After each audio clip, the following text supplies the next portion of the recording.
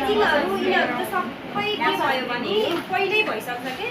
तपाईको चाहिँ यो फोहोर चाहिँ अहिले यो आज अहिले किनकि तपाईकोमा त पानीहरु हालेर हैन सबिना चम्चा भयो यो औँलाहरुमा हामीले स्टार्ट गर्दाखेरि यो कान्छौलाबाट है तपाईहरुले यो नेल सिक्दा पनि जहिले पनि नेलको काम गर्दा पनि कान्छौलाबाट सुरु गर्नुपर्छ अनि अहिले पनि मेनिकेयर पेडिकेयर पनि यहीबाट सुरु गर्ने है यसलाई यसरी राउन्ड राउन्ड गर्ने प्रेस गर्ने फेरि राउन्ड राउन्ड गर्ने प्रेस गर्ने आँखलाई पिच्छे माथि चाहिँ आँखलाई पिच्छे बेसरी हैन है फेरि प्रेस गर्ने अनि यसरी यसरी तार्ने है फेरि राउन्ड राउन्ड गर्ने प्रेस गर्ने है राउन्ड राउन्ड गर्ने प्रेस गर्ने राउन्ड राउन्ड गर्ने प्रेस गर्ने त्यस्तो गर्ने अनि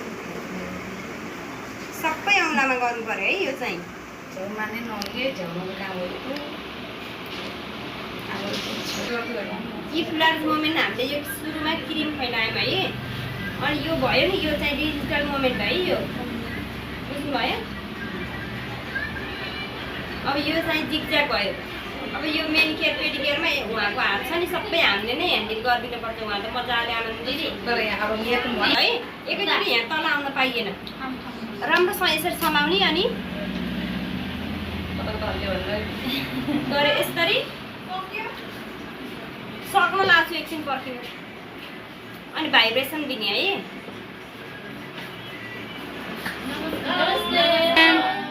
नमस्कार यो हामीले यो औँला राखेर यहाँ हत्केलामा पनि गर्ने हो यसरी घुमाउने मजाले यो ड्रप गर्ने है हामीले यो चाहिँ हिट पनि आउँछ